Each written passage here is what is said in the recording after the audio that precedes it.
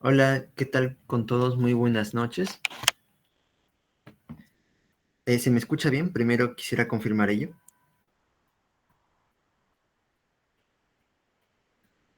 Listo. Gracias, Ángel. Listo, chicos. Gracias primero por asistir en día domingo. Es difícil, en realidad, pero espero que pueda ser de provecho, tanto para ustedes como para mí. En realidad, yo soy estudiante de medicina. Mi nombre es Rainer Enciso Chancahuana, miembro de la ayudantía de Cátedra de Bioquímica y Biología Molecular.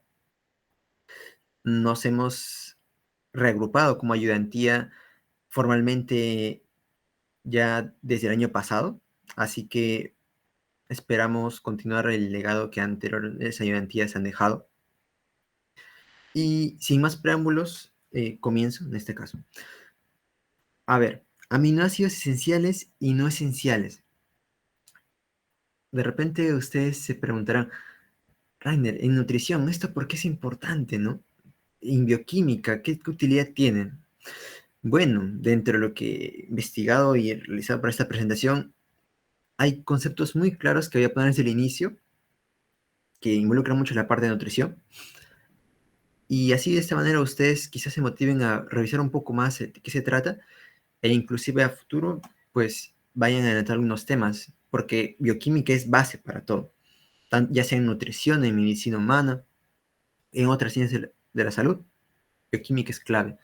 Entonces, ¿por qué a mí me interesan aminoácidos esenciales, estudiarlos? Mira, primero quiero explicarte qué cosa es un aminoácido esencial. Se dice esenciales desde un punto de vista nutricional. O sea, no es que sea esencial para vivir o exclusivamente sean esenciales para vivir, porque los no esenciales también son necesarios, pero se les dice esenciales porque nosotros no podemos sintetizar esos aminoácidos. Por eso se les dice. Entonces, como nosotros no podemos crear esos aminoácidos, necesitamos que vengan desde afuera. ¿Cómo vienen los aminoácidos? A través de la dieta. Quiere decir que son formados por otros seres vivos. Recordemos que nosotros somos seres heterotróficos, en este caso captamos, necesitamos alimentarnos de otros nutrientes que lo pueden fabricar plantas, bacterias, depende.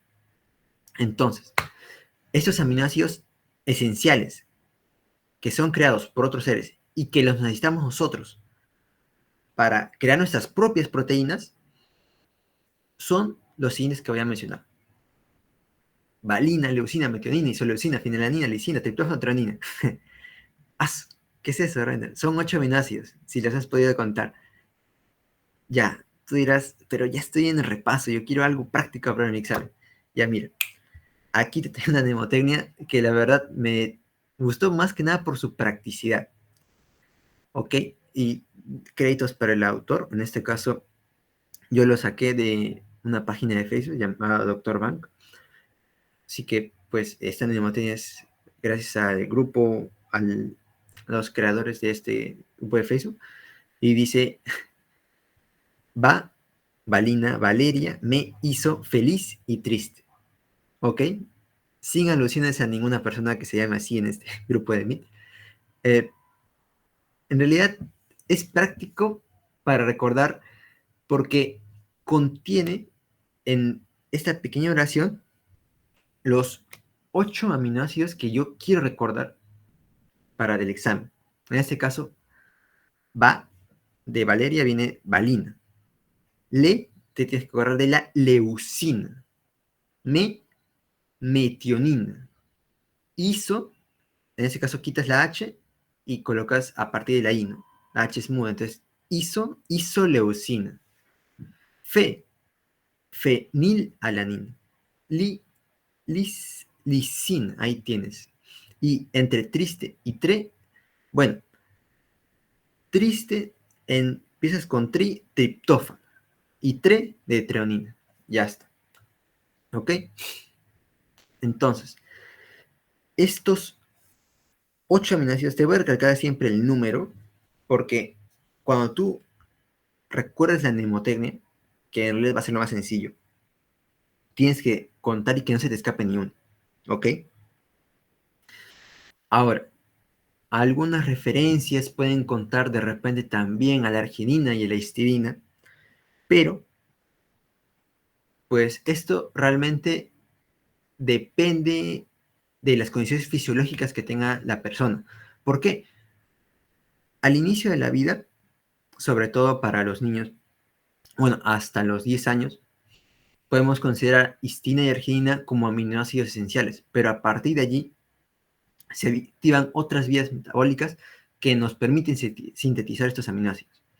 Entonces, es un tanto complejo decir que ya, listo, es esencial o no esencial. No, depende de la etapa de la vida en que tú estés. Inclusive, podemos agregar también cisteína en los neonatos. Entonces, tenemos que tener mucho cuidado con eso, ¿ok? Pero bueno, al menos los que son esenciales para toda la vida, por así decirlo, y ojo, en condiciones fisiológicas, para una persona que está saludable, porque si es que una persona entra en estado de enfermedad, de repente otro aminoácido no esencial deja de ser sintetizado y se convierte en esencial. Entonces, se tiene que tener en cuenta a toda la persona. Esto es una categoría que, como dije, depende de la síntesis que tenga el cuerpo. ¿Ok? Habiendo ya aclarado eso, entonces, ahora sí ya puedes entrar de lleno a memorizarte esos 8 aminoácidos, que creo que está bastante claro. Entonces, practicas la mnemotecnia así unas 3, 4 veces y ya, repasas tus aminoácidos. Y ahora, ¿para qué me interesan estos aminoácidos? O sea, ¿qué tiene que ver en lo que yo coma estas 8 moléculas que vienen aquí? Ya, sucede de que los aminoácidos van a conformar las proteínas, tú ya sabes eso. Perdón. Entonces, las proteínas que contienen todos los aminoácidos esenciales se les denomina proteína completa, ¿ok? Pues generalmente las proteínas completas son las carnes, o sea, proteínas de origen animal, ¿no? Sobre todo proteínas de origen como puede ser carne del salmón, tiene un alto contenido en aminoácidos esenciales, o también podría ser el huevo. La clara yema del huevo tiene un alto contenido en proteínas y aminoácidos esenciales que son clave para nuestra nutrición.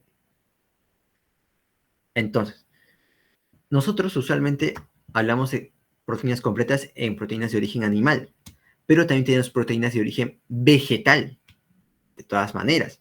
El hecho de que de los vegetales consumamos carbohidratos, de repente algunos ácidos grasos, no significa que no tengan proteínas. Hay vegetales, semillas, frutos, de repente también raíces, granos que contienen también proteínas, pero ciertamente no son lo mismo que bien una proteína de origen animal. ¿Cuál es la diferencia? Porque siempre, o bueno, de repente desde antes ha existido ese debate, ¿no? No, sé que dentro de todo, bueno, seguramente también tienen compañeros que han optado por una dieta con proteínas de origen vegetal, ¿no? Los vegetarianos, los veganos. Entonces, en el caso de ellos, también tienen que lidiar con el tema de que de repente no están todos los aminoácidos esenciales en su nutrición, ¿no? Y eso puede causar inconvenientes, deficiencias. Así que, para poder entender esto de, con una mayor comprensión, hay que revisar el concepto de aminoácido limitante, ¿ok? El aminoácido limitante es un aminoácido esencial que está en menor proporción o ya sea en un contenido muy escaso o nulo de la proteína y que ciertamente condiciona su aporte dependiendo de lo que menos tenga. Por ejemplo, esto es bastante general en aquí lo que voy a mencionar a continuación, pero se describe que las legumbres, como por ejemplo acá puedes reconocer, aquí te lo señalo, aquí a la soja o las famosas lentejitas pardas, se describe en la literatura que tienen un menor contenido en metionina, ¿ok? Metionina. Mientras que cereales como el arroz o de repente frutos secos como las almendras tienen un menor contenido en lisina. Entonces el aminoácido limitante en ellos será metionina, lisina. Ahora, si tú compensas, o perdón, disculpe, si tú combinas en la dieta, de repente tu arroz con lentejas, entonces, en términos de contribución de aminoácidos, pues estás compensando tus aminoácidos limitantes, ¿no? Ya que si tú consumes solamente lentejas, te falta metionina. Ah, pero con el arroz, la metionina que está en el arroz lo va a compensar. Igualmente, la lisina que esté en las lentejas va a compensar si solamente comes arroz. Y de esa manera, pues tienes, digamos, una dieta un poco más nutritiva, ¿no? De mayor valor biológico. Ahorita voy a explicar qué se trata de eso. Pero sí, efectivamente, entonces, la combinación de proteínas de diferentes vegetales puede compensar en parte ese déficit de aminoácidos que tienen algunas proteínas vegetales. ¿Bacán? También tienes otro caso, como por ejemplo el maíz, donde hay, hay, digamos, hay más que nada una falta de lisina y triptófano. De repente, aquí ya hablando de frutos secos, por ejemplo, ¿cómo? O sea, aquí vale una aclaración. Frutos secos no es aquel que está deshidratado. Eso también seguramente ya lo tienen en cuenta. No, frutos secos se le dice porque porcentualmente tiene un menor contenido en agua. Aproximadamente menos de un 50% en realidad. Así que no se te vaya a ocurrir formar un fruto seco así por deshidratarlo en la noche o dejarlo expensas o con sal, no sé. No, no se te ocurra realizarlo de esa manera, por si acaso. ¿Sabes? Ok, entonces, ahora, si tú, una vez que ya has entendido el concepto de aminoácido limitante, entonces puedes comprender mejor cuáles son los métodos que se utilizan para evaluar la calidad de las proteínas. Porque el objetivo al final es ese, o sea, saber cuánto es lo que me está aportando esas proteínas a mi cuerpo en términos de aminoácidos esenciales. ¿Cómo puedo medir esto? Con el método, aquí puedes verlo, es una cosa un poco fea, PDCAAS. Seguramente que ya lo has escuchado, y si no, acá te lo presento. En realidad, es un método que se propuso en cuanto a lo que es una consulta externa a FAO-OMS y que se estandarizó por mucho tiempo, cerca de 20 años, pero que hasta donde yo tengo entendido, pues ciertamente ya está en desuso para evaluar la calidad de proteínas. Sin embargo, pienso que de todas maneras, al menos desde el punto de vista académico, es válido que se explique o que se enseñe, ¿no? Cómo este concepto de aminoácido limitante entra en la verificación de la calidad de proteínas. Seguramente que, no sé si habrás escuchado, se calcula un score por aminoácido limitante y se multiplica por la digestibilidad que tiene este aminoácido. Ciertamente, yo, bueno, no he estudiado esa parte, pero sí les comento porque considero que es fundamental, al menos entrar hablando para mi público que es de nutrición, comentarles que pues tiene utilidad práctica, ¿no? Otro indicador un poco más sencillo de entender quizás es el valor biológico que tiene una proteína. Se describe que mientras mayor cantidad de aminoácidos esenciales tengan mis proteínas que yo consuma, entonces tiene un mayor valor biológico. Hay fórmulas para calcular este valor biológico, de todas maneras, pero quiero que te quedes con ese concepto, ¿no? Entre proteínas completas de origen animal y con proteínas incompletas o parcialmente completas de origen vegetal, pues quien tiene mayor biológico son las que se asemejan a las que tiene tu cuerpo, en este caso las de origen animal. Y una vez también tú comprendas el concepto de aminoácido limitante, también vas a poder entender lo que significa este porcentaje de aporte sobre recomendación. ¿Qué cosa significa esto? Bueno, así de abreviado ya. O también, seguramente lo has llamado o encontrado en la literatura como adecuación. ¿Qué significa? Bueno, lo que te aporten las proteínas de aminoácidos esenciales, tienes que compararlo con la dieta ideal o con lo que se recomiende para que tu cuerpo pueda sintetizar las proteínas. Esto ya se ha calculado para cada edad, ciertamente. O bueno, para cada etapa de la vida. No es lo va a ser lo mismo, el mismo aporte que necesite un niño que al que necesite un adulto mayor. Entonces, debes tener en cuenta eso. Cuando tú quieres calcular la adecuación, el porcentaje de nitrógeno que te aporta cada proteína, entonces, o mejor dicho, cada dieta, entonces vas a ver de que de lisina te va a aportar tanto, de metionina te va a aportar tanto, de triptófano te va a aportar tanto.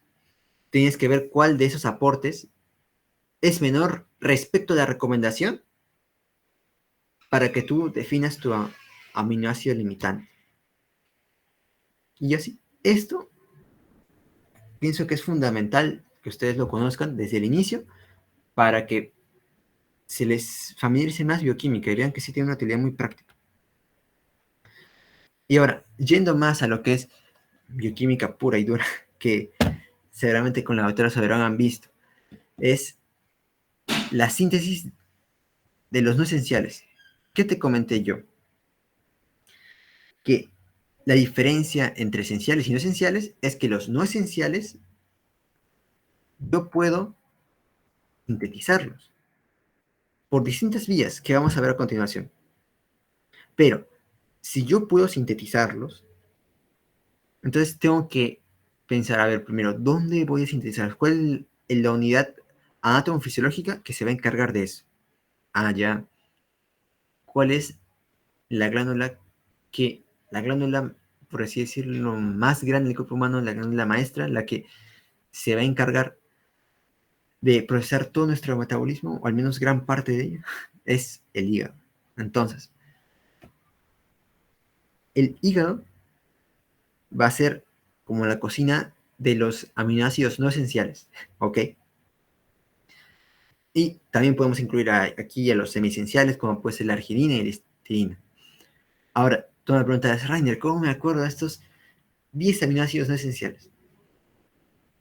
Bueno, la mnemotecnia aquí es un poco más compleja. Ya no la he puesto, digamos, porque no me parece tan práctica, pero bueno, igual capaz si le sirve. ¿Ok? Vamos a agrupar primero por las letras del inicio, en este caso alanina, asparagina. Aquí tenemos el aspartato, cisteína, glicina, glutamina, no, glutamato, perdón, glutamina, prolina, serina y tirosina. Entonces, ¿cómo iniciamos? Mire, alanina tiene dos hermanas, dos hermanas asparagina y aspartato. Glicina tiene dos hermanos glutamina, glutamato. Y una tercera chica, podemos llamarle cisteína, es profesora, perdón, seria y tira todo. ¿Ok? Profesora, seria y tira todo. Bueno, por así decirlo, ¿no? Como que está molesta. Tirosina. ¿Ok? Así que espero que te sirva la demotecnia dentro de todo para que puedas recordarlo en tu examen. Lo repito nuevamente. Alanina tiene dos hermanas asparagina y aspartato. La segunda chica, llamada glicina, tiene dos hermanas, glutamina y glutamato. Hay una tercera chica llamada cisteína. Cisteína es una profesora prolina, seria, ceína, y tira todo. Tirosina. ¿Ok? Espero que te sirva después. Y pues los semiesenciales ya es más sencillo. Arginina y cisteína. Ya si quieres ponerlo como mnemotecnia, puedes ponerle de repente historia de Argentina. Ya está. Listo. Historia y cisteína. Argentina, arginina. Acá. Ahora, yo te comenté cómo es que tú puedes sintetizar los aminoácidos no esenciales. Hay diferentes vías que confluyen para dar origen a esto. Evidentemente, el hecho de que tú puedas sintetizarlos, perdón, no significa que las proteínas que contienen aminoácidos no esenciales no sirvan de nada. No, también es un aporte. De hecho, si tú no consumes aminoácidos no esenciales, entonces puede conducirte también a patologías, como lo puede ser el marasmo, por ejemplo.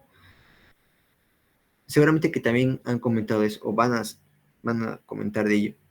Diferencia entre kwashiorkor, marasmo. Pero, pues ciertamente aquí, si es que tú dejas de consumir aminoácidos no esenciales, principalmente los no esenciales, pues puedes terminar en o conducir a un marasmo, que aquí ya no es tan frecuente, sino es más frecuente en poblaciones con una desnutrición crónica, sobre todo en países ya no en vías de desarrollo, sino en subdesarrollados, perdón, mucho más frecuente en África. Y así. Ahora, estos aminoácidos los aminoácidos esenciales vienen por la dieta, ok, pero entre las vías que tengo para sintetizarlos, ¿cuáles son? Necesito precursores, ¿ok? Mis precursores pueden ser tres. Aminoácidos esenciales, glucosa y ácidos grasos. ¿Qué quiere decir? Que los aminoácidos esenciales pueden dar origen a los aminoácidos no esenciales, pero no es la única vía, ¿ok? No es la única vía. Puedes también tú formar aminoácidos no esenciales a partir de glucosa y ácidos grasos. Ciertamente no todos, pero de forma general, pues estos tres te ayudan, ¿ok? Los aminoácidos esenciales van a ingresar de repente por modificaciones, reacciones de aminación, desaminación, van a ingresar al ciclo de Krebs como intermediarios. Y estos intermediarios van a dar origen a los aminoácidos no esenciales. Mientras que la glucosa va a pasar por la llamada glucólisis, ¿ok? La glucólisis también va a dar origen a los intermediarios, como puede ser el glicerol trifosfato. No sé si lo recuerdas. El glicerol trifosfato es parte de los intermediarios que se van a formar y también pueden considerar los intermediarios que van a dar origen a los aminoácidos no esenciales. ¿Ok? Tienes otra ruta, que puede ser la vía de las pentosas fosfato. Estos también van a contribuir con intermediarios para formar estos aminoácidos no esenciales. Y los ácidos grasos, ni qué decir. ¿Por qué? Porque los ácidos grasos pueden experimentar beta-oxidación. ¿Ok? Y la beta-oxidación dará origen al acetil-CoA. Este acetil-CoA, que seguramente también ya lo has escuchado, dentro de lo que es inicio de ciclo de Krebs, puede dar origen a aminoácidos no esenciales. ¿Ok? Así que, como podrás ya más o menos entender, ciclo de Krebs es fundamental para explicar la integración de las rutas metabólicas entre aminoácidos, glúcidos y lípidos. ¿Ok? Entonces, ya bien explicado esto, podemos pasar a mayores particularidades de cómo se forman algunos aminoácidos no esenciales. Y aquí te presento los más importantes. ¿Ok? Recordemos que los aminoácidos no esenciales son 10 más 2. ¿ok? Los no esenciales son 10 más 2. Eso me había faltado aclarar con la de la anterior mnemotecnia, ¿ok? Listo. Entonces, el primer aminoácido no esencial que deseo que tú recuerdes y que es de los más importantes es el glutamato o ácido glutámico, como quieras llamar. Seguramente que te es familiar porque glutamato es un neurotransmisor que actúa a nivel del sistema nervioso central. Entonces tienes que saber cómo se forma este neurotransmisor. Y es bien sencillo. Mira, ahí te explico. Tienes que formar a partir de un precursor llamado alfa-cetoglutarato. ¿Ok? Y mira, aquí presta atención a esto. De repente, estructuralmente o en forma de gráfico vas a entender mejor a qué me refiero. Mira, el alfa-cetoglutarato, verás que tiene oxígeno, oxígeno, oxígeno por todos lados. ¿No? Está repleto de oxígenos. Entonces, glutamato tiene acá su nitrógeno, su grupo amino cargado todavía. Tiene ahí el NH3 más. Y mira, tú dirás, ¿qué pasó? De oxígeno pasó a NH3 más, al grupo amino. De oxígeno a amino. Uy, ¿qué pasó ahí? Hay una reacción química, evidentemente, por acción enzimática. Entonces, ¿qué es lo que ocurrió? Te explico. Aquí ocurrió el proceso de aminación. Mira, y viene el grupo amino. Aminación, ¿ok? Tú has quitado el oxígeno para colocar un grupo amino. Entonces, ¿cómo se le llama a este proceso?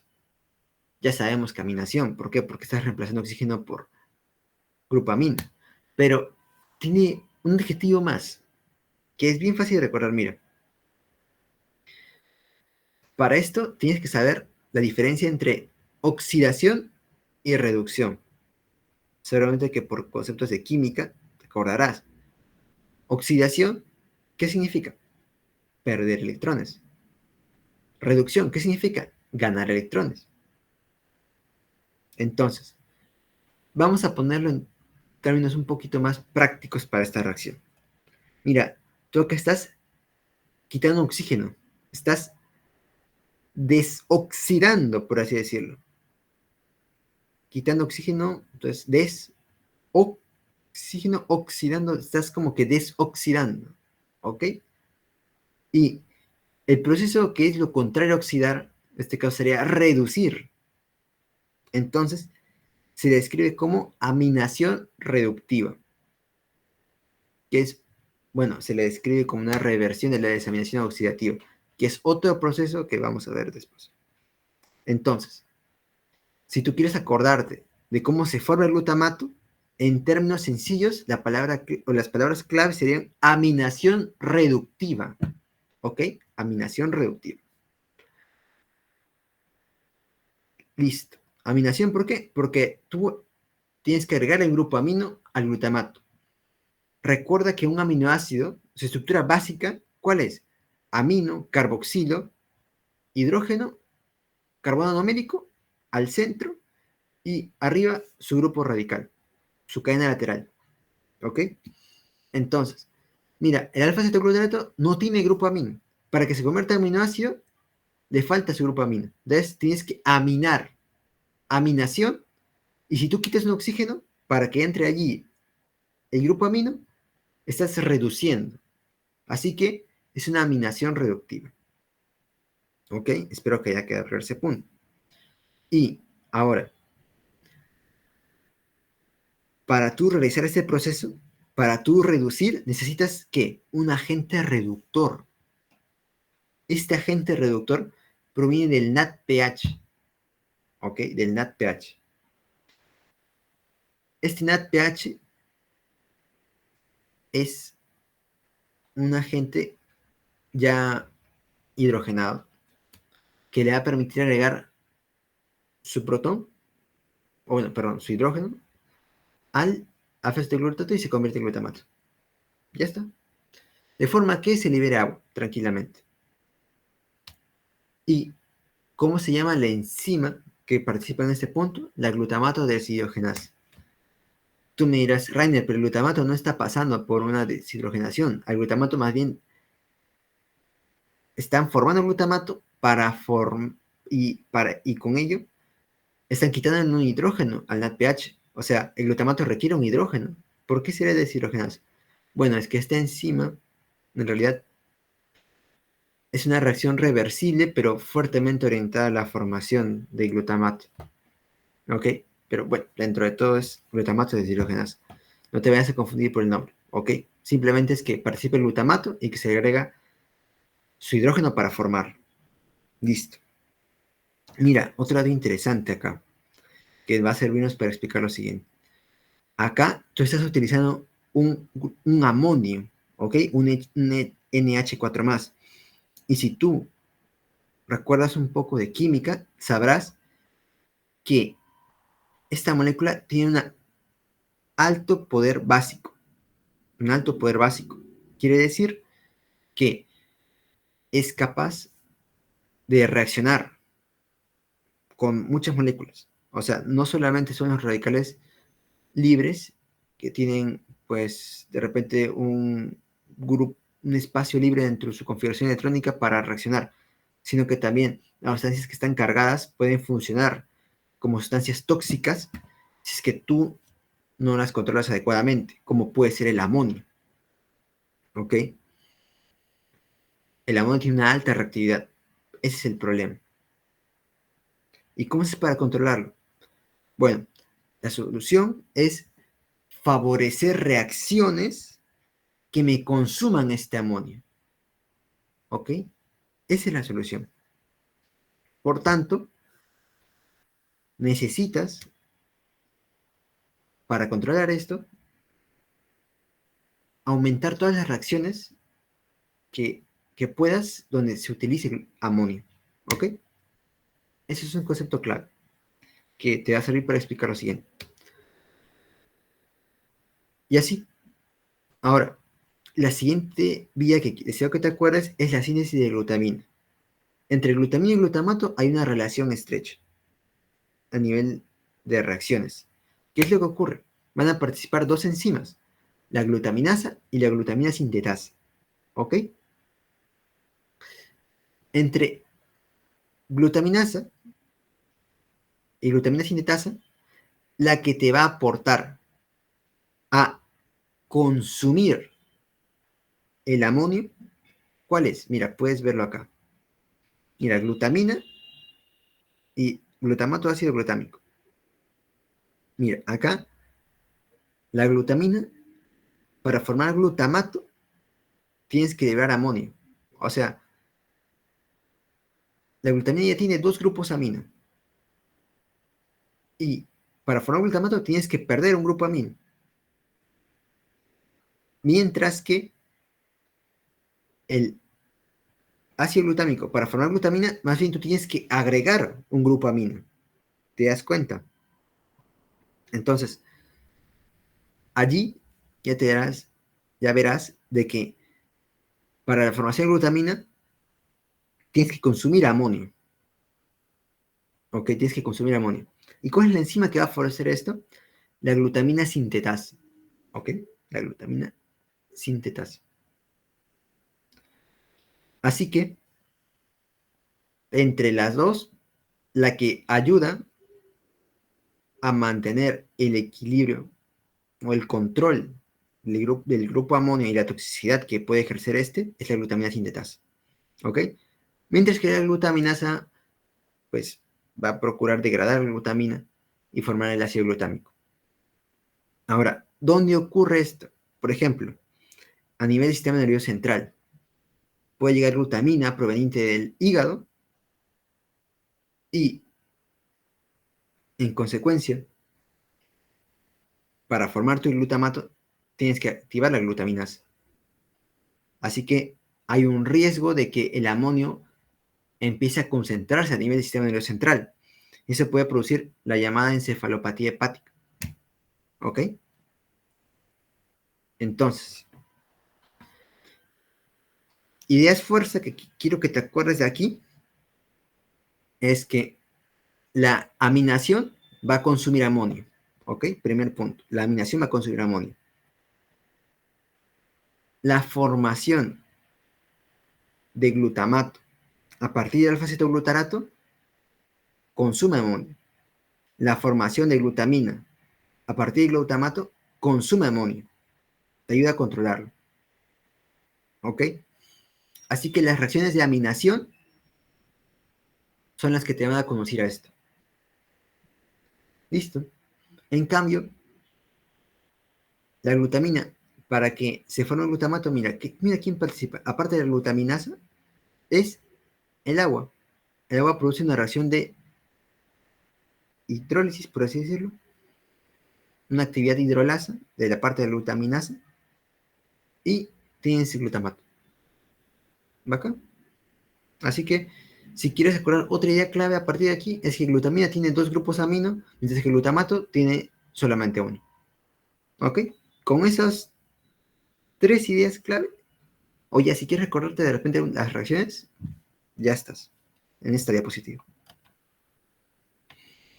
Ahora, síntesis de glutamato a partir de las enzimas hepáticas.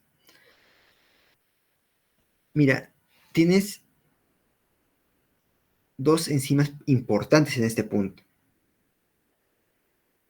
Pero, a ver, yo deseo que te acuerdes de las dos enzimas porque laboratorialmente tiene importancia.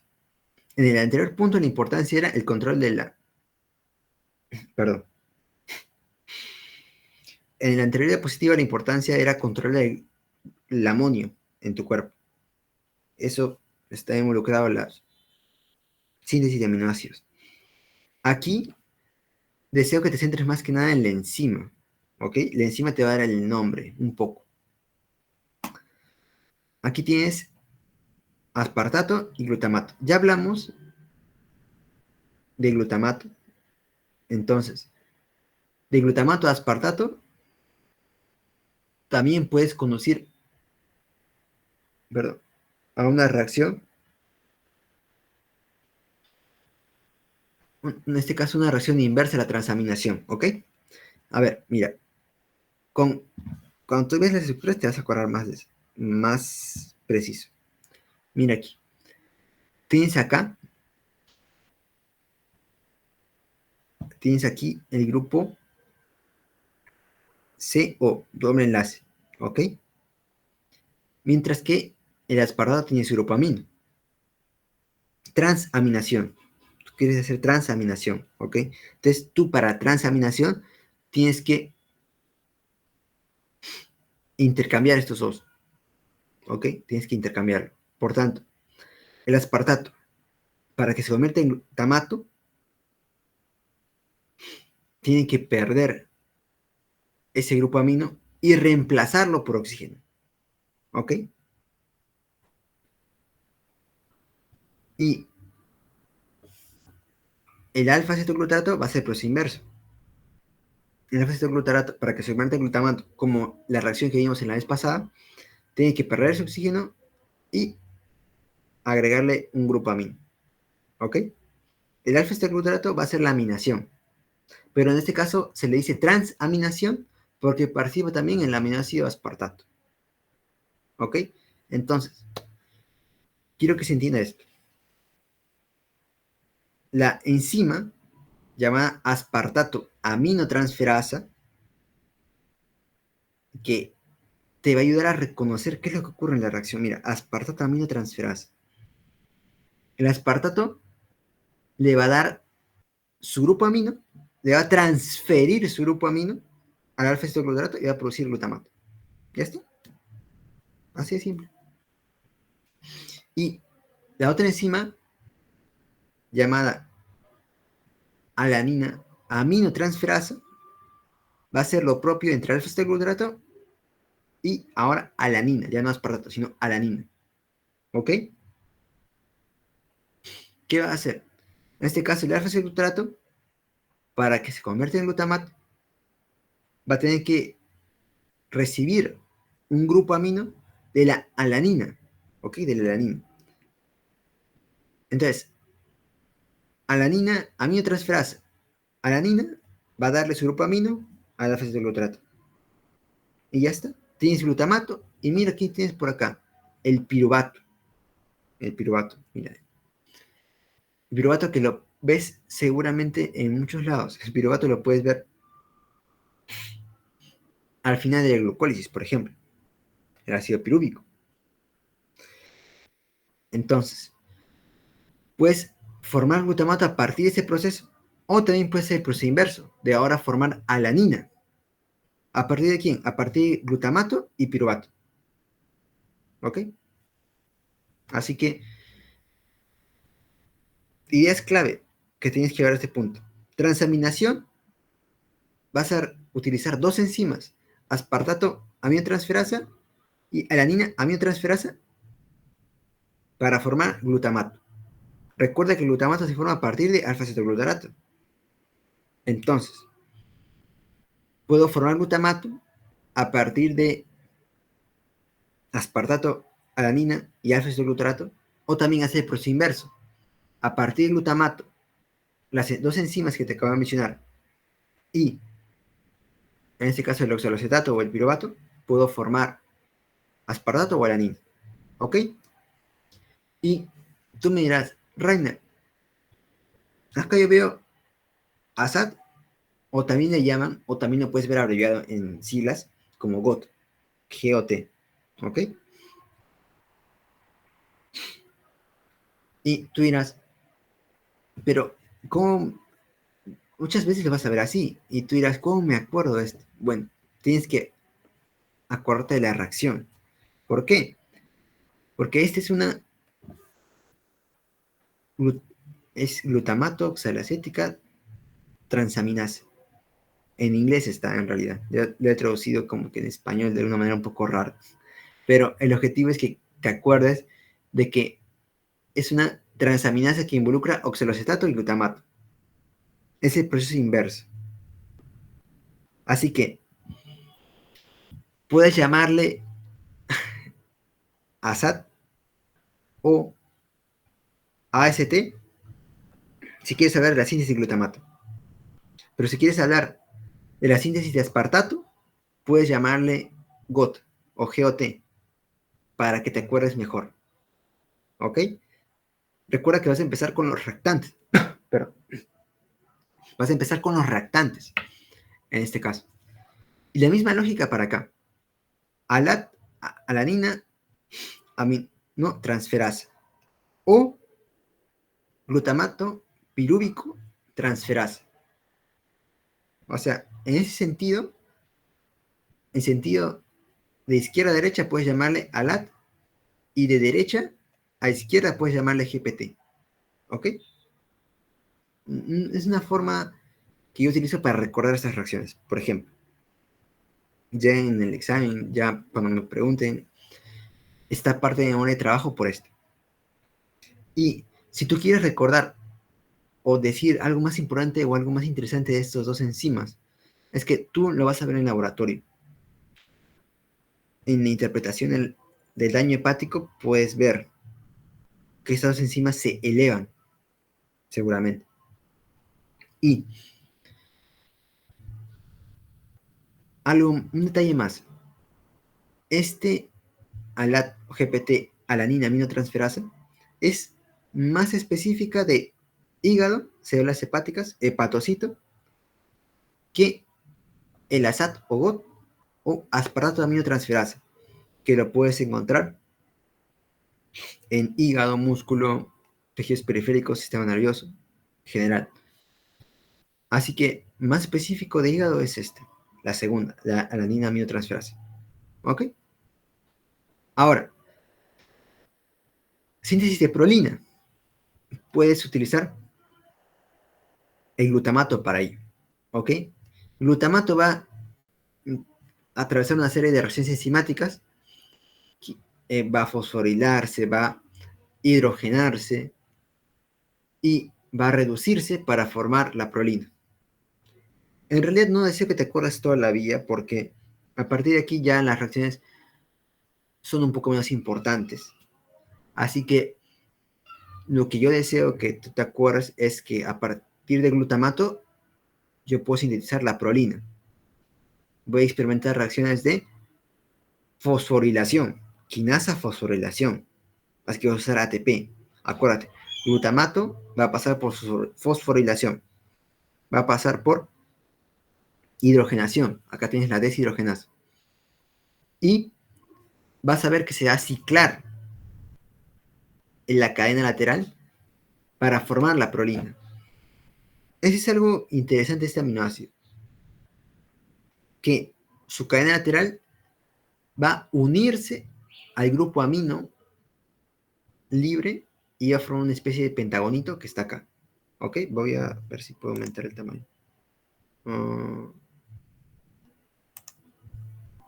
No, creo que no. Perdón, chicos. Bueno, en realidad, prolina es un aminoácido con una cadena bastante particular por eso. ¿Por qué? Porque forma un ciclo, su cadena lateral. ¿Ok? Así que, mira, glutamato a prolina, recuerda, fosforilación, hidrogenación y ciclación. ¿Ok? Tienes ahí 3 ideas claves para correr. Ya los intermediarios, eso no deseo que te acuerdes ahora porque no te lo van a preguntar. En definitiva. Tienes otros aminoácidos como la síntesis de la serina, la síntesis de la glicina, que en este caso, serina, vas a formarlo a partir de una reacción de transaminación, también importante, a partir de fosfoglicerato. ¿Ok? Fosfoglicerato. Seguramente lo recordarás porque fosfoglicerato es parte de los intermediarios que se forman en la glucólisis. Entonces, ¿qué va a pasar aquí? Mira, aquí sí se va a deshidrogenar. Aquí sí se va a deshidrogenar el fosfoglicerato. Vas a formar fosfopiruvato. Este va a transaminarse. En este caso, en realidad, cualquier aminoácido te sirve. Cualquier alfa aminoácido te sirve para formar la fosfoserina. Y de ahí viene una fosfatasa para liberar ese fosfato extra. Y ya tienes la serina. ¿Ok? O sea, en realidad serina, como tú podrás comprender y notar, para que se forme a partir de fosfoglicerato, es un aminoácido relativamente simple. ¿Ok? Relativamente simple. ¿Por qué? Porque del carbono anomérico sale un carbonito más y luego un OH. Y ahí queda. ¿Ok? Entonces, puedes acordarte de la serina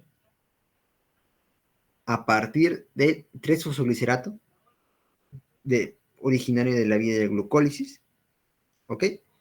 Y que se convierte por una reacción de deshidrogenación y transaminación. Ya el fosfato es relativamente obvio porque tú dices, fosfoglicerato, las aminoácidos no tienen fosfato, no tienen fósforo. Entonces, recuerdas de que tienes que quitarle ese fósforo. ¿Con qué corrección? Con una fosfatasa. ¿Ya está? ¿Ok? Así le das más lógica a la bioquímica. ¿Listo? Tienes 3 allí. ¿Ok? Y ya la serina pues, puede darse por otras vías y dar origen a lo que es el piruvato. Pero bueno, ya eso es parte de lo que es la degradación de los aminoácidos. La glicina, aminoácido también fundamental para el sistema nervioso central. Se ha demostrado que la glicina tiene un efecto inhibitorio, entonces, pues, aparte de glutamato aspartato, también tenemos la glicina como aminoácido importante, que lo puedes formar a partir de la serina. Una reacción transferasa, ojo eso sí, con ayuda del folato. El folato de repente te acordarás porque es una vitamina del complejo B. ¿Qué número? B9. ¿Ok? B9. O sea, de serina a glicina, acuérdate de la B9, del ácido fólico. ¿Por qué? Porque en su forma activa, la forma activa del ácido fólico es el tetrahidrofolato. Pero ya, eso no quiero que te acuerdes ahorita. Quiero que te acuerdes nada más que de serina a glicina, necesitas el ácido fólico, vitamina B9, ¿ok? Perdón, ya. Y ya para ir terminando, otras vías que tienes para formar la glicina son a partir de la trionina, a partir de la colina, que este es un grupo importante, ya que también lo ves en otras vías como neurotransmisora, en este caso la aceticolina. Entonces, la glicina también es otro aminoácido relativamente simple que lo puedes conseguir a partir de estas dos vías, por ejemplo, o también otras múltiples vías que en este caso no voy a mencionar. Pero así, acuérdate que glicina, serina están relacionados por el B9. Bacán. Ahora el glicina también puedes degradarlo y aprovechar esta para formar oxalocetato, para formar creatinina, que es lo que tú vas a dosar en muchas pruebas para ver función renal. Tiene aplicación. Perdón. Por último, entre asparagina, tirosina, cisteína, en realidad, asparagina puedes formarlo a partir de aspartato. ¿Ok? Aspartato, asparagina. Recuerda que son hermanos por la mnemotecnia. Entonces, puedes acordarlo simplemente como aspartato, asparagina. La enzima es asparagina sintetasa. ¿Ok? Asparagina sintetasa. Y ya está. De tirosina, recuerda que los aminoácidos no esenciales se forman a partir de aminoácidos esenciales.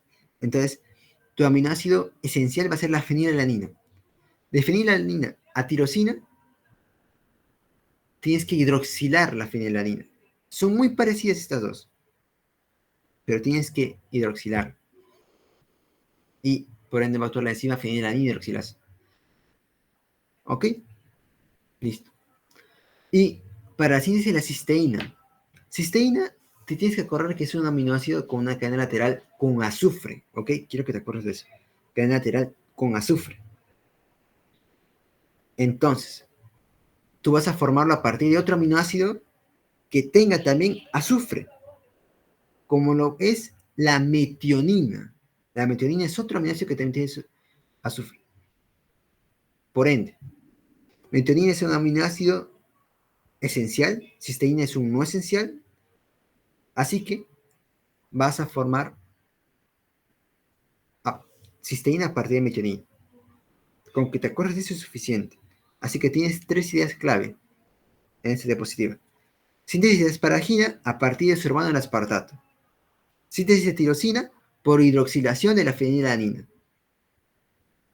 Y cisteína, en este caso con ayuda de la vitamina B9, tetrahidrofolato, su forma activa, a partir de la metionina. ¿Ok? ¿Cómo relacionas esos dos, metionina y cisteína? Porque los dos aminoácidos tienen azufre. Eso quiero que te acuerdes. ¿Ok? Bien sencillo. Ya los intermediarios que perciban la cisteína sintetasa, la cistationina gamma liasa, no es el que te acuerdas ahora porque en realidad no te van a preguntar, muy probablemente. Y ya, por último, de mi parte, quiero explicarte las dos enfermedades que también están dentro de su sílabo y en realidad son parte de lo que es la absorción de los aminoácidos, como lo es enfermedad de Harno y cistinuria. Estas dos enfermedades, ¿qué tienen en común? El problema entre ambas es que hay un defecto en la absorción, en el ingreso de aminoácidos. Sobre todo en Harno hay un defecto en absorción a nivel intestinal y también reabsorción renal. ¿Ok? Mientras que en cistinuria hay un defecto de reabsorción a nivel renal, o sea, en el riñón. Listo. Ya está. Entonces, cistinuria y enfermedad de Hardo. Problemas en la absorción. ¿Qué más tienen en común? Que son enfermedades de origen genético. Hay una falla, una mutación en el gen. ¿Y qué más tienen en común? ¿Cómo los relacionan? Ambas ocurren en cromosomas autosómicos. Recordarás por tu clase de genética que los cromosomas autosómicos son los que van del 1 hasta el 22. Entonces, estos defectos a nivel de genes autosómicos se van a tener que transmitir por vía autosómica recesiva. ¿Ok? Autosómica recesiva. Ahí tienes 3 similitudes entre ambas. Listo. Defectos en la absorción son enfermedades genéticas y que se transmiten a través de cromosomas autosómicos. ¿Ok? Cromosomas autosómicos. Ya que te acuerdes de cada uno, qué es lo que falla en cada gen, dónde están esos cromosomas, ya eso es opcional. Pero con que te acuerdes de esas 3 ideas clave, ya es bastante importante. ¿Ok? Y en Harnum, ¿qué es lo que falla? Absorción de aminoácidos neutros. ¿Ok? Aminoácidos neutros. Mientras que el cistinuria, como su nombre lo dice, es la cistina donde va a ser el problema. ¿Ok? Tú vas a notar la cistina aumentada en urea, orina. Listo. Ahora que tienes las similitudes y la diferencia principal, vamos a ver cada una. Harnum, ¿qué es lo que ocurre aquí? Ya, hay una falla en el gen. Tienes que recordar el dogma central de la biología. ¿Qué te dice el dogma central? El gen se transcribe a ARN mensajero y el ARN mensajero se traduce a una proteína. Entonces, si falla el gen, falla la proteína. Listo. Ahora, falla el gen, vamos a llamarle gen silicio ya, porque es CLC, pero pues, no tiene nada que ver con silicio, pero en este caso en Hartup es CLC 6A19, en cromosoma 15. Entonces vamos a llamarle gen silicio, para los dos, tanto para Hartup como para Stenorio. El gen silicio 6A19, va a producir una falla en el plegamiento de la proteína llamada BOT1. BOT, de repente acordarás de bote, ¿no? En inglés. Así que imagínate que este bote transporta aminoácidos de carga neutra hacia tu cuerpo, permite el ingreso, ¿ok? Entonces, ese bote está fallando, por tanto no va a pasar a tu sangre estos aminoácidos neutros, como lo son fenilalanina, alanina, isoleucina, leucina, glicina, valina, triptofano, triptófano. Son muchos aminoácidos. Ya, ¿cómo voy a recordar esto, Renda? ¿Otra mnemotecnia? Bueno, en realidad no tienes que acordarte de todos. De repente, los aminoácidos que son esenciales de carga neutra. Por ejemplo, fenilalanina, valina, isoleucina, leucina y triptófano. 5. Pero todavía es bastante, Renda. Bueno, ya mira. Si ya no te puedes acordar de los 5, entonces, con que te acuerdes que el triptófano es el más importante, me vale y me sirve para que tú des tu examen. ¿Por qué? Porque el triptófano es el aminoácido que te va a producir la clínica más significativa, ya que el triptófano participa en la síntesis de la nicotinamida y la síntesis de la serotonina. ¿Qué es esto, Rangel? Nicotinamida, te acordarás por el NADP y el NAD, que lo encuentras para reducción. Así que, si tú tienes déficit de triptófano, que es lo que ocurre en la enfermedad de Hardock, entonces no vas a poder sintetizar correctamente este NADP y este NAD. Así que vas a tener problemas en la reducción y oxidación en las múltiples vías. Has visto que NADP y NAD participan en la síntesis de aminoácidos, participan en la glucólisis, participan inclusive para la fosforilación oxidativa. Entonces, que te falle esto, pucha, complicado. Y lo otro es la síntesis de la serotonina. ¿Ok? La serotonina es un neurotransmisor también, como te podrás acordar, muy asociado a lo que es la depresión. Evidentemente, la falla de la serotonina, o sea, una baja en la serotonina se asocia mucho a depresión. Hay fármacos que utilizas, bueno, pero que se aplican para estabilizar los niveles de serotonina a nivel cerebral y de esa manera compensar siquiera los síntomas en depresión. Pero bueno, te lo comento porque enfermedad de Hartman puede conocer este tipo de sintomatología en los pacientes, las personas. Nicotinamida puede conducir a una especie de pelagra. Pelagra, te acordarás, un déficit en la vitamina B3, niacina. Bueno, algo parecido ocurre en este caso. Y también, en este caso, por una falla en la serotonina, bueno, por una disminución de niveles de serotonina a nivel cerebral que te produce síntomas de depresión. Por ejemplo, ansiedad, muchas enfermedades psiquiátricas están relacionadas a la serotonina. ¿Ok? Listo. ¿Y cómo tú te puedes percatar de esta enfermedad? Bueno, si hay un problema de absorción a nivel intestinal y mira, date cuenta de esto, los aminoácidos, si bien es cierto, no pueden pasar por el intestino, al menos por el transportador, van a pasar por otras vías, de repente por la vía paracelular, o tal vez si se absorben oligopéptidos que contengan estos aminoácidos neutros, pues parcialmente van a haber aminoácidos neutros en tu sangre. Pero lo peor de todo viene aquí con esto, ya para rematar, que no vas a poder mantenerlos dentro de tu sangre. ¿Por qué? Porque una vez que pasen por el filtro del riñón, estos van a salir. No vas a poder absorberlos, van a salir, salir, salir, salir. O sea, lo poco que entre, encima lo vas a perder. En resumen es eso. En enfermedad de Hardow, lo que entre de aminoácidos neutros, lo poco que entre, ya se te va. Ahí nomás. Así que es un problema de realidad. No hay forma de cómo retener esto. Así que para el médico, para el nutricionista, es un reto controlar este tipo de enfermedades. ¿Ok? Y te vas a dar cuenta porque en la orina vas a encontrar aminoácidos neutros. No solamente el triptófano, sino todos los que te he mencionado anteriormente. Fenilalanina, valina, isoleucina, leucina. ¿Ok?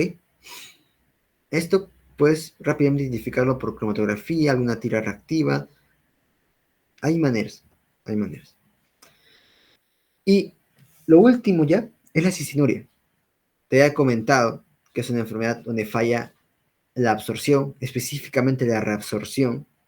Es una enfermedad genética donde el gen se ubica en un cromosoma autosómico, así que es autosómico recesivo la transmisión. Y nuevamente, falla el gen, entonces falla la producción de la proteína. Falla un transportador de aminoácidos a nivel de riñón, llamado HAT, bueno, es esa su abreviación en realidad, transportador aminoácido heteromérico. ¿Ok? Entonces, su defecto que va a ocasionar que haya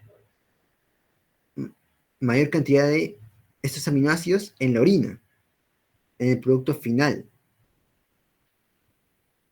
Y no solamente la cistina, sino también en la lisina, la ornitina y la arginina. Pero, bueno, ya, para que te acuerdes, estos aminoácidos son básicos. Lisina y arginina son aminoácidos básicos. La ornitina también es un derivado. No es de los 20 clásicos, pero pues también lo puedes incluir. Pero, ¿por qué es más importante la cistina? Porque es el aminoácido que clínicamente va a dar problemas. ¿Cómo así? Resulta que los cálculos formados a partir de cistina van a ocasionar problemas en la vía urinaria, ¿ok? Y sobre todo a un pH ácido. A ver, hay muchos conceptos acá que te estoy dando, pero quiero que te acuerdes que la cistina en la orina va a formar cálculos, ¿ok? Cálculos que lo puedes ver acá, una especie de cristales, ¿ok? Cristales que se producen porque la cistina empieza a precipitar, ¿ok? Empieza a precipitar. ¿Y qué condiciones favorecen a la precipitación de la cistina? Una orina ácida, un pH ácido menor a 7, ¿ok? Y, por tanto, vas a ver cristales en la orina. Tú puedes ver la orina, vas a verlo de repente al microscopio y vas a notar estos microcristales. Evidentemente necesitas un microscopio especial para eso, ¿no? Un birrefringente que te permita ver estos cálculos, ¿ok? Y eso quiero que te acuerdes. Así que si una orina ácida favorece la precipitación, entonces, ¿qué es lo que necesito? Necesito neutralizar mi orina. ¿Cómo puedo hacer eso? Pues debo ingerir una cantidad de agua mayor para que mi orina nunca esté ácida. Y más bien los cálculos que se formen sean en menor proporción. ¿Ok? En menor proporción. Así que ideas clave que quiero que te acuerdes son las tres semejanzas entre Hardon y cistinuria. Ambas son problemas en la absorción de aminoácidos. La diferencia está en que Hardon está orientado a aminoácidos neutros. En cambio, cistinuria, aminoácidos básicos y la cistina. Y ya, si quieres recordar, decir, la cistina, Rainer, la cistina no la has mencionado antes. Mira, la cistina, bien sencillo, viene de dos cisteínas, ¿ok? La cistina, como tú puedes ver acá, está formada por dos cisteínas. Ya está. Entonces, de esa manera te acuerdas. De la cistinuria, de la cistina en específico. Listo. ¿Y qué problemas me va a causar la enfermedad de Hardo? Problemas con la formación de serotonina, problemas con la formación de nicotinamida. No va a haber estas dos moléculas en el cuerpo y va a producir signos y síntomas en la persona, no solo psiquiátricos, sino también dermatológicos por la pelagra. ¿Ok? Mientras que la cistinuria, más bien acá, va a favorecer la formación. ¿La formación de qué? De cálculos. O sea, es malo igual de todas maneras. Por una orina ácida. Listo. Eso es lo que yo quería comentarte de mi exposición a modo de repaso, en realidad. Al menos de esta parte metabólica en aminoácidos. Y si es que hubiese algunas preguntas, yo gustoso responderlas y ayudarlos.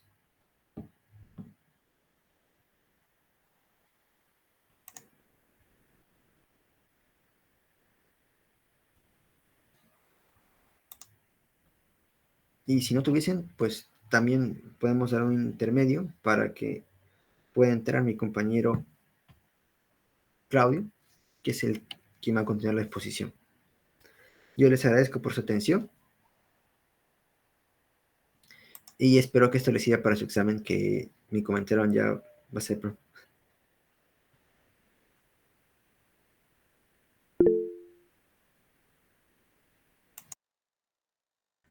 De nada, chicos.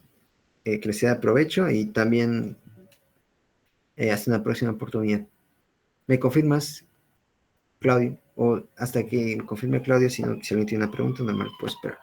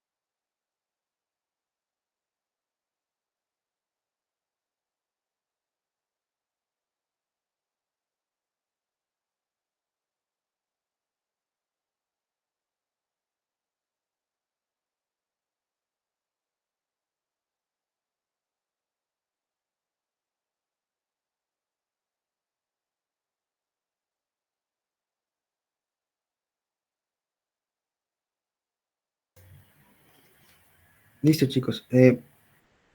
Bueno, por el momento, yo les agradezco su atención de parte de la ayudante de Cátedra de Bioquímica y Biología Molecular. Ya coordinaremos la continuación del repaso al interno, pero por el momento les voy a pasar las diapositivas con su delegado, con Ángel, y de esa manera pueden repasar los conceptos. Evidentemente no está todo escrito, pero si han estado prestando atención, creo que las ideas fuerza van a quedar muy claro y harán material a modo de repaso. ¿Okay? Y si no hubiese otra pregunta, pues entonces eso sería todo por el día de hoy.